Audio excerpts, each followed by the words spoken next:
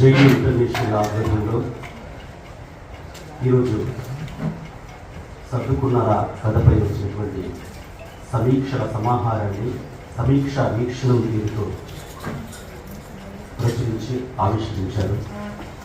ఈ కార్యక్రమానికి ప్రసిద్ధ కథా రచయిత బిహారీ గారు ఈ పుస్తకాన్ని ఆవిష్కరించడం ఈ వేదిక చేసినటువంటి గొప్ప సౌభాగ్యం అని భావిస్తున్నాను. అలాగే ఈ కార్యక్రమం మీద మాట్లాడడానికి చేసినటువంటి శ్రీధర్ గారు, అలాగే ఈ పుస్తకాన్ని అందంగా తీర్చిదిద్దినటువంటి మా మిత్రులు కవిశ్రీ గారు, అలాగే కవిత గారు, ఈ కార్యక్రమాన్ని ఆద్యంతో వ్యాఖ్యానం చేసినటువంటి సోదరి రమాదేవి గారికి, నేను మన శ్రీధర్ గారికి, అందరికీ కూడా నేను నమస్కారం తెలియజేస్తూ నాకు ఇచ్చినటువంటి 5 నిమిషాలు నేను మాట్లాడతాను.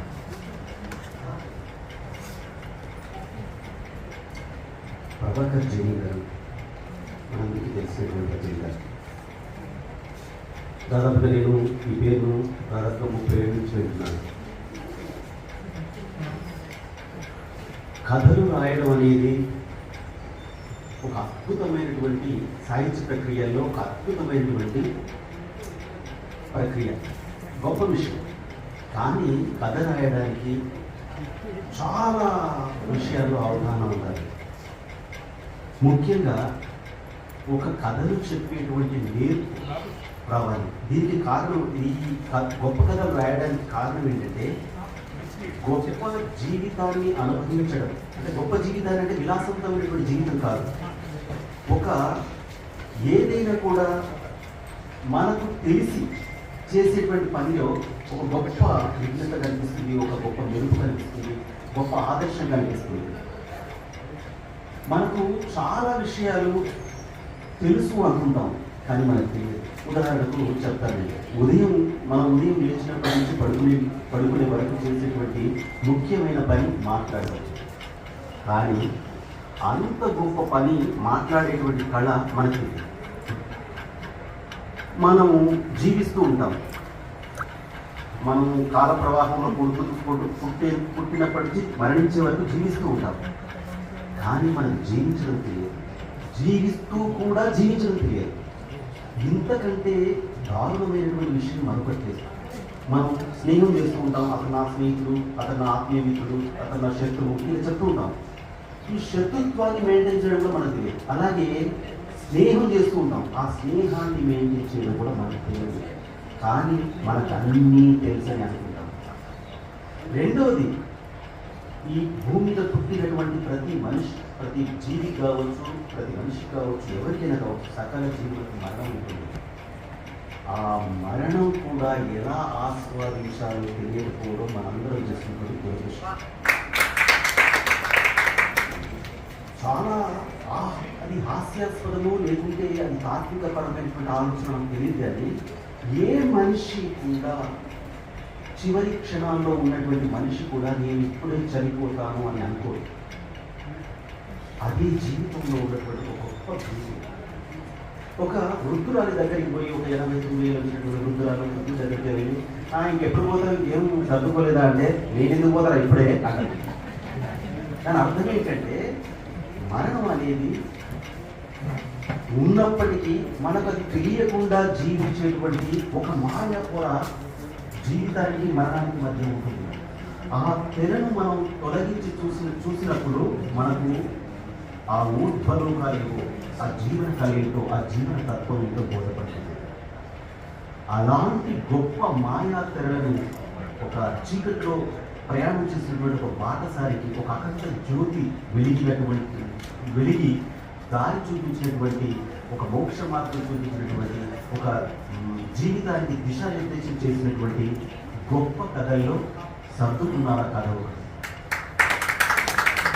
నా జీవితంలో నేను చేసినటువంటి గొప్ప విషయం ఏంటంటే, చాలా చిన్న వయసు నుంచి కథలు చదవడం మొదలు పెట్టాను.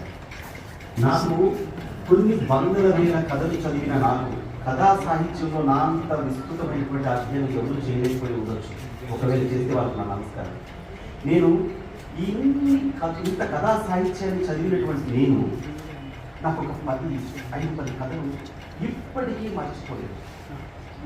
మొట్టమొదట నేను దాట్ల నారాయణమూర్తి రాజు గారు రాసినటువంటి కథ గురించి చెప్తాను. అందులో బొగ్గులు అనేటువంటి కథ చాలా అద్భుతమైనటువంటి కథ. ఆ కథ నేను ఎప్పుడు మర్చిపోను. అలాగే రమాదేవి జాస్తి గారు రాసినటువంటి రాళ్ళెత్తిన కూలి, అది ఎప్పుడు మర్చిపోను. అలాగే సతీష్ చంద్ర గారు రాసినటువంటి గొప్ప కథ డాగ్ ఫాదర్, అది ఎప్పటికీ మర్చిపోను. ఇలా మర్చిపోలేని మన అన్నారెడ్డి రాసినటువంటి జలగల వాటి, అది కూడా ఎప్పుడు మర్చిపోలేదు. అలాగే ఈ మధ్య నేను చదివినటువంటి అత్యుత్తమమైనటువంటి కథ కొట్టం రామకృష్ణారెడ్డి గారు రాసినటువంటి ఒంటరి ఏకాంతం. అంటే నేను కథా సాహిత్యాన్ని ఎలా పరిశీలిస్తున్నాను, ఎలా అనుశీలిస్తున్నాను, ఎలా ఆ కథా సాహిత్యాన్ని ఎంజాయ్ చేస్తున్నాను అనడానికి ఒక నిదర్శనం. ఈ కక్షలో ఉన్నటువంటి ఈ 9 కథల్లో ఎక్కడైనా ఒక మంచి కథ, అంటే జీవితాన్ని పరిపుష్టం చేసేటువంటి కథ దొరుకుతుందా అని నేను ఎదురు చూసేటువంటి సందర్భంలో సర్దుకున్న కథ.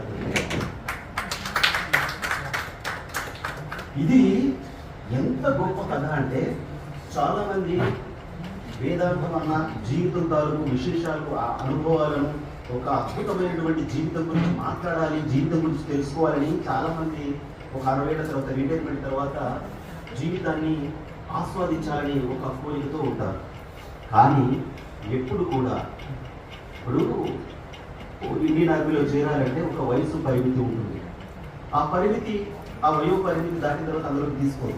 ఎందుకు అంటే ఆ టైంలో అతను సెలెక్ట్ అయితేనే, ఆ టైంలో ఏ ఉద్యోగానికైనా సెలెక్ట్ అయితేనే అతను సమర్థవంతంగా సామర్థ్యంతో కూడినటువంటి పని చేస్తారు. అలాగే మనిషి ఎప్పుడు కూడా ఈ చిన్న వయసులో, అది ఎప్పటికైనా పట్టలేదు, చాలా చిన్న వయసులో జీవితం తాలూకు దార్శనికత అనేది మనిషికి తెలియాలి. అది తెలియాలంటే ఈ సర్దుకున్న కథ చదవాలి. ఎంత బ్యూటిఫుల్గా స్టార్ట్ అవుతుందంటే ఒక సూర్యోదయం అయినట్టు కథ స్టార్ట్ అవుతుంది. చాలా సింపుల్గా కథ స్టార్ట్ అవుతుంది. అంటే ఒక కథ రాయడానికి మనిషికి ఎంత గొప్ప నాలెడ్జ్ ఉండాలో నేను చెప్తాను. కథ బ్యూటిఫుల్గా స్టార్ట్ అయిన తర్వాత చాలా మార్నింగ్ వేసి వాకింగ్ పోతుంటారు. ఆ ఇందిరా పార్కు దగ్గర ఉన్నటువంటి పళ్ళు, కూరగాయలు, రకరకాల షాపుల గురించి, అంటే అక్కడ పరిసరాలు. ఇప్పుడు కథ రాసేటప్పుడు ఇంగ్లాండ్లో ఉన్నటువంటి ఒక వీధి గురించి రాసి కథ మనం రాయాలనుకుంటే ఆ వీధి ఎలా ఉండాలో మనం పరిశోధించాలి. ఇప్పుడు ఇందిరా పార్క్ దగ్గరికి పోతే సేమ్ మనకు ఉదయం పూట 7 గంటల నుంచి 8 గంటల లోపు 10 గంటలకే మళ్ళీ అది అక్కడ ఏ ఒక షాప్ కూడా ఉండదు. ఎందుకంటే ట్రాఫిక్ ఇబ్బంది అవుతుందని అక్కడ మీరు పోలీసులు తీసేస్తారు. అలాంటి వాతావరణాన్ని క్రియేట్ చేసి మనకు చూపించారు. చూపించిన తర్వాత కథ చెప్తున్నప్పుడు ఈ శేష జీవితం, ఈ వృద్ధాప్యం అనే శేష జీవితాన్ని ఒక అద్భుతమైన మాట అన్నారు. ఎప్పుడు కూడా వృద్ధాప్యం అనేది 60 ఏళ్ల తర్వాత అది విశేష జీవితం అని చెప్తారు. ఎందుకంటే అనుభవాల తాలూకు మనము చెట్టు మీద ఒక పండు ఉంటుంది, ఒక కాయ ఉంటుంది, కానీ పండు మాత్రమే మనం ఆకర్షిస్తుంది. ఎందుకు ఆకర్షిస్తుందంటే అది జీవిత సారాన్ని పొంది సృష్టికి ప్రతిసృష్టి చేసే ఒక అద్భుతమైనటువంటి దశను కలిగి ఉంది.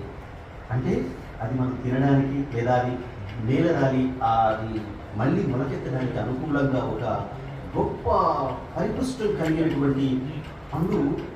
ఆ పండు లాంటిది ఆ వృద్ధాప్యంతో కూడినటువంటి మనిషి జీవితం. సో అలాంటి మనిషి జీవితాన్ని విశేష జీవితం అన్నారు. అక్కడి నుంచి మళ్ళీ రకరకాల పాత్రలతో అక్కడ ఒక ఫ్రెండ్షిప్ ఏర్పడిన తర్వాత ఒక అద్భుతమైనటువంటి వ్యక్తి, మహాభారతంలో శ్రీకృష్ణుడు ఎలా వచ్చి ఒక కురుక్షేత్రంలో ఒక చక్రం నింపుతాడో అలాంటి ఒక జీవన తాత్వికతను పలికించడానికి వచ్చినటువంటి వ్యక్తి, ఆ పాత్ర పేరు రమణ. ఈ రమణ పాత్ర నన్ను ఎంతగా ఆకర్షించిందంటే అసలు జీవిస్తే రమణలాగా జీవించాలి, మరణిస్తే రమణలాగా మరణించాలి. ఇంకా ఈ కథలోని మెయిన్ కథానాయకుడు ఎంత గొప్ప వ్యక్తి అంటే ఎవరికైనా నేను ఇదే చెప్తున్నాను, ఒక మంచి విషయం తెలిసినప్పుడు ఆ మంచి విషయాన్ని జీవితంలోకి ఒప్పుకోవాలి. ఆ మంచి విషయాన్ని జీవితంలోకి మనం అన్వయించుకొని మళ్ళీ మనం చేసిన తప్పులను సరిదిద్దుకోవడము, ఒక మంచి మాట వింటాం, అది జీవితంలోకి ఆస్వాదించాలి. Smoking is injurious to health అని మనం చదువుతాము, కానీ దాన్ని మనం ఆచరించాం. ఒక మనిషిని పరుషంగా మాట్లాడి బాధ పెట్టకూడదని మనం చెప్తాము, నీతి వాక్యాలు చెప్తాము, కానీ మనమే పరుషంగా మాట్లాడతాం. అంటే ఇది అంతా కూడా ఒక పరిపూర్ణమైనటువంటి మనిషికి ఇది మనిషి మాత్రమే చేసిన తప్పులు కానీ తెలుసుకున్నటువంటి విషయాన్ని కానీ జీవితంలో అన్వయించుకుని జీవన ప్రయాణం చేసేటువంటి వ్యక్తిగా ఒక మనిషి ఎదగాలి. ఆ విషయాన్ని ఈ సర్దుకున్నారా కథ చెప్పింది. ఇది ఒక జీవన తాత్వికతను పలికించినటువంటి కథ, సామాన్యమైనటువంటి కథ కాదు. ఎందుకు ఇక్కడికి పిలిచారు, మనం మాట్లాడక తప్పదని చెప్పేటువంటి మాట కాదు. నేను చెప్పాను, నేను ఒక పార్కులు అనేటువంటి ఒక కథ చదివిన, అది నా జీవితంలో మర్చిపోయిన కథ. అలాగే నిద్రాసుందరి విమానయానం ప్రపంచ స్థాయి కథ, నోబెల్ పొందుతున్నటువంటి కథ చదివిన. అంటే ఇంత గొప్ప కథలు చదివినటువంటి నాకు ఈ కథ వాటన్నిటికంటే మించినటువంటి కథగా నాకు అనిపించింది. అని నేను ఎదురు చూస్తున్నాను, ఒక గొప్ప కథ నా జీవితంలోకి రావాలి అని ఎదురు చూసినటువంటి సందర్భంలో ఈ సత్యకుమార కథ చదివిన తర్వాత నేను అనుకున్నాను, నా ముందు జీవితం శేష జీవితం కాకుండా విశేష జీవితం కావాలి అనేటువంటి గొప్ప జీవన తాత్వికతతో కూడినటువంటి పాఠం చెప్పినటువంటి కథ ఈ సర్దుకున్నారా. ఇంత గొప్ప అనిపించినటువంటి ప్రభాకర్ రెడ్డి గారికి మనసారా కర్మణ ధన్యవాదాలు తెలియజేస్తున్నాను. అలాగే ఇందులో ఉన్న గొప్ప విషయం ఏంటంటే బ్యూటీ. ఇది చివరి వాక్యం చెప్తున్నాను. బ్యూటీ ఏంటంటే పాయింట్ పెడుతూ ఉండాలి. ప్రతి మనిషికి థ్యాంక్స్ చెప్పాలి, ప్రతి సంఘటనకు థ్యాంక్స్ చెప్పాలి, ఎక్కిన ప్రతి మెట్టుకు థ్యాంక్స్ చెప్పుకుంటూ పోవాలి. చాలా మంది అనుకుంటారు నేనే నా స్వయం కృషితో ఎదిగాను. నో, ఎవ్వరు స్వయం కృషితో ఎదగరు. సమాజంలో ఎంత గొప్ప వ్యక్తికైనా ఒక వర్గం లేదా ఒక వాదం మనిషిని ప్రోత్సహిస్తూ ఉంటుంది. ఒక వర్గం ఏ తప్పు చేయకుండా కూడా అతన్ని మంచి గెలిచడానికి ప్రయత్నం చేస్తూ ఉంటుంది. కానీ చివరికి గెలిచేది మాత్రం మంచి, ఆ క్షమాగుణం ఉండేటువంటి మనిషి జీవితంలో అత్యున్నతమైనటువంటి స్థాయికి ఎదుగుతాడు అని నిరూపించినటువంటి ఒరిజినల్ నిజ జీవితంలో విజేతగా నిలిచినటువంటి వ్యక్తి మన ప్రభాకర్ రెడ్డి గారు. నిజంగా హీరో నిజంగా హీరో. ఒక గొప్ప నిజంగా ప్రతి మనిషికి గొప్ప అనేటువంటి పదం వాడుతుంది. ఆ విశేషణ అనేది చాలా పవిత్రమైంది. ప్రముఖ కవి, సుప్రసిద్ధ కవి, ప్రసిద్ధ రచయిత కాదు.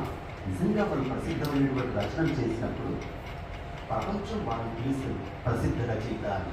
అది అద్భుతమైనటువంటి విషయం. అలాంటి ప్రసిద్ధ రచయిత నిజంగా ఈ దేశంలో కానీ ఈ రాష్ట్రంలో కానీ నిజంగా ప్రతిభావంతులకు గౌరవం ఉండదు.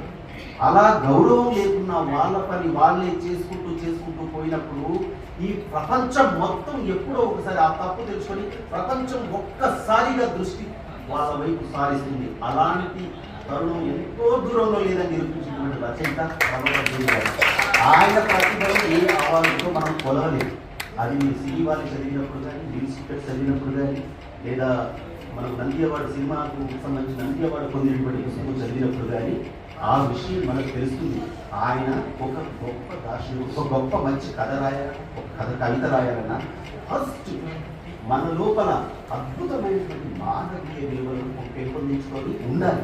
మనం మంచి మనిషిగా మంచి ఆలోచనలు చేసినప్పుడు మాత్రమే మంచి రచనలు వస్తాయి. ఫస్ట్ మనం సంరక్షణ కావాలి. సో ఇదంతా చదివిన తర్వాత నాకు ఒక 2 లైన్లు గుర్తొచ్చాయి. ఆ లైన్లు ఏంటంటే, నేను గీత రచయిత కాబట్టి ఈ మొత్తం కథను ఒక 4 లైన్లలో చెప్పాలని నాకు అనిపించింది. అదేంటంటే థ్యాంక్స్ చెప్పండి. ఆ చందన అనే అమ్మాయి ఎలా ఉంటుందో ఆ రూపాన్ని చూడాలనిపించింది. ఆ రమణ అనేటువంటి వ్యక్తి ఎలా ఉంటాడో చూడాలనిపించింది. అతను కోటీశ్వరుని కారులో ఢిల్లీకి వెళ్తున్నప్పుడు ఆ జరిగినటువంటి మానసిక సంఘర్షణ ఎంత గొప్పగా ఉంటుందో అదంతా కూడా నాకు అనిపించి, ఈ పాత్రలన్నింటినీ నేను ప్రభాకర్ జైని గారిని నేనే అయితే నేను ఎలా థ్యాంక్స్ చెప్తాను అనేటువంటి ఆలోచన నడిపించిన కాలానికి జ్యోతలివి, భరించిన భూమాతకు జ్యోతలివే, నడిపించిన కాలానికి జ్యోతలివే, భరించిన భూమాతకు జ్యోతలివే, కనిపెంచిన తల్లిదండ్రికి కరుణించిన దైవానికి, కనిపెంచిన తల్లిదండ్రికి కరుణించిన దైవానికి జ్యోతలివే సిరి జ్యోతలివే. ప్రోత్సహించిన పెద్దలకు ప్రణతులివే, ఆదరించిన హితులకు ప్రణతులివే. ప్రోత్సహించిన పెద్దలకు ప్రణతులివే, ఆదరించిన హితులకు ప్రణతులివే. అనురాగ బంధాలకు ఆత్మీయ హృదయాలకు, అనురాగ బంధాలకు ఆత్మీయ హృదయాలకు జ్యోతలివే సిరి జ్యోతలివే. ప్రణతులివే హృది ప్రణతులివే. Hats off you. Thank you so much.